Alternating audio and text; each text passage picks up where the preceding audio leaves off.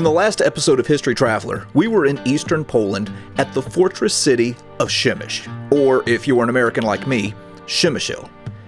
This fortress city was the site of the longest siege of World War I.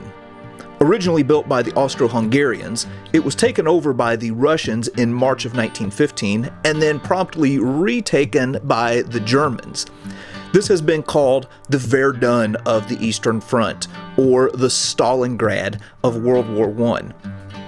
After exploring the tunnels and gun pits of Fort 1, we hopped in our vehicle and traveled down the road to another one of the forts in this fortress ring to get a better understanding of what happened here in the opening months of World War I.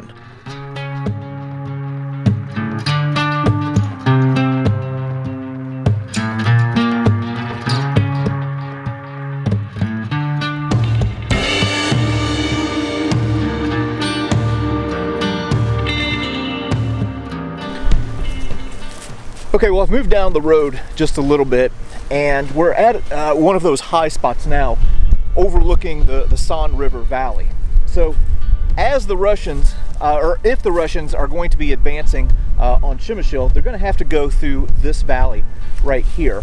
And guarding this spot was this fort, which is Fort 15 or Fort, it's either Borek or Borek. If you thought my poor pronunciation of the French language was bad, Polish is even worse. But anyway, we're going to go in here and take a look at this fortification as well. Well, as we are moving into this fort, I'm seeing a lot of earthworks. As a matter of fact, it's very reminiscent of some Civil War era fortifications that you might see, like around Fort Donelson or someplace like that. And I'm going to go ahead and go in here. And yeah, as we come around this corner, what we're looking at is kind of like the central barracks of this particular fort. So again, all kinds of earthworks that are surrounding this place to provide layers of defense for the soldiers who would have manned this fort. They have some signage here that kind of helps us out a little bit as far as explaining what exactly we are looking at. So here's kind of a drawing of what Fort 15 looked like. So this is the front of those barracks that I was just showing, and then there's an access point through here to get to like this forward battery. And then this map kind of gives us an idea of where we are. So here's the central fortifications of Przemysl, and then we are right here. But you can see again this huge outer ring of forts, which would have had smaller fortifications in between them that are all guarding this fortress city. And here's one of the 80mm rapid firing guns that would have been used at this location. We're moving up now to one of the gun positions here at Fort 15, and here you can see some excavated remains that I'm pretty sure came from another fort. And then right up here, this is something that is not original, but this is a reconstructed, kind of like an observation post that is looking out over this open ground. And right here is where one of the gun positions would have been. So you can kind of see that track down there. And the direction that we're looking in right now is north. Okay, so the Russians, whenever they were advancing on Przemysl, they would have been coming from the east, so kind of in this direction right here. So you can see we've got this open field of fire, and if you look over here to the right, well, this is something that we have seen before, kind of one of these flank walls that is designed to protect this gun. So it really makes sense that they would have this here because, again, the Russians are going to be coming from the east, and you kind of want to hide this gun or protect it from any fire that might be coming in. So you can see kind of the open ground that we have out here before us, and if we move up here, you kind of look down, and we got like a little moat down here kind of surrounding this fort. And if you look off in the distance here, let me zoom in, there is another one of the forts. I mentioned earlier how there's like a ring of forts around Przemysl. So anyway, this was designed to provide interlocking fields of fire and protect this city from any Russian invasion. I've moved up on top of the fort now, and one more quick thing to note. You might notice that on these central barracks here, the earthworks are really thick up here, but seem to be pretty thin on the roof. Well, there was a reason for that. There were some new types of artillery that had been developed that were on a timed fuse, and they found that having like a heavy earthworks on top of a roof was actually worse than having a thin layer. So any fire coming from an enemy would have come from this direction. So this front part is going to be protected, and then, well, down there is where we were just a few minutes ago. I don't know, just something that I found kind of interesting.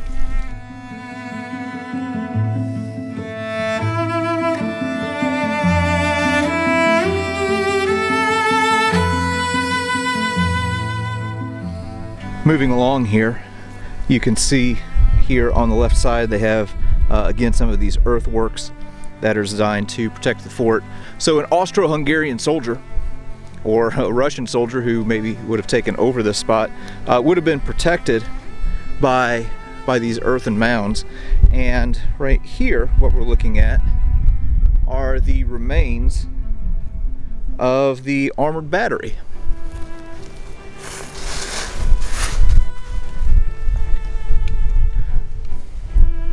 I love these old forts.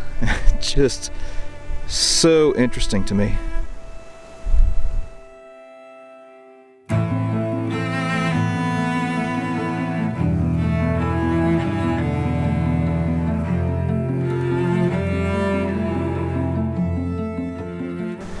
Now, as the siege of Przemysl wore on, things got increasingly worse for the Austro-Hungarian troops who were garrisoned here and the people who were living in Przemysl. This area, or this whole fortress complex, was equipped with enough food, if I'm not mistaken, to feed 85,000 men for a period of 3 months. Well, there were some issues. The Austro-Hungarians ended up having more than 85,000 men here. There were more like 130,000. As the Austro-Hungarian army that was retreating from the Russians moved through, they supplied themselves. That further depleted the food supply. And what we start seeing as this area is moving through, the winter months and moving closer to March, is just mass starvation.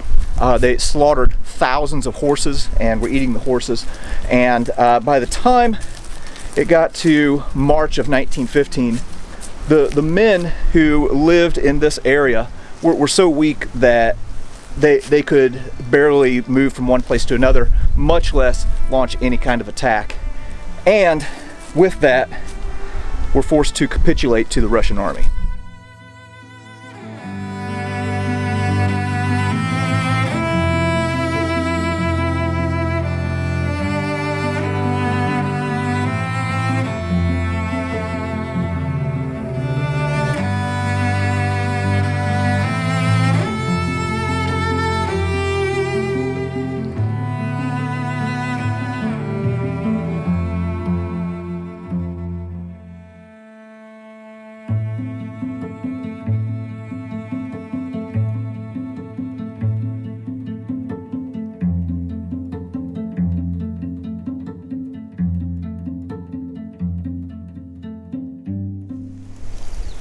We also can't forget to include the bathroom facilities.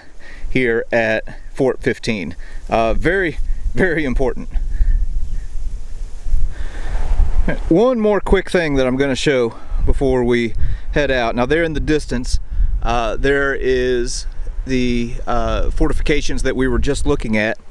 There was another set of fortifications that had been started off in this direction, but they weren't completed. So you can see the earthworks here, and you can even see some evidence where they may have started building.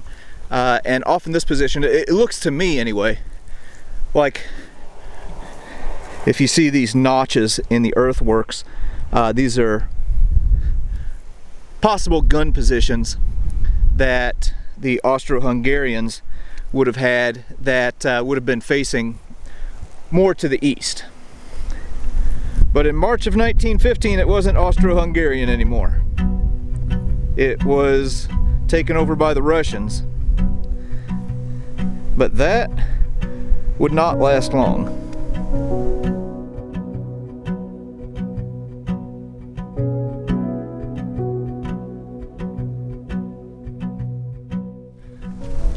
All right, well, there you go. That was just a few of the fortifications that were here in the northeastern part of the Austro-Hungarian Empire during World War I, and the site of the longest siege of the Great War. I'll admit that this probably wasn't as in-depth or expansive as it could have been, and honestly that's because I'm still learning about the siege of Przemysl. That's why I like to come to places like this. It helps to spark an interest, and then I go home and I buy books and I read a little bit more, and it just adds another piece of the puzzle that helps me to understand what's going on in the greater scheme of things, in this case with World War I.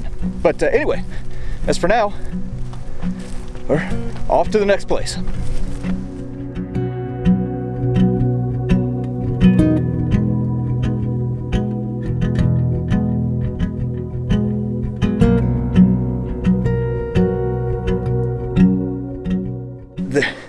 And really what resulted was a huge problem with communicating.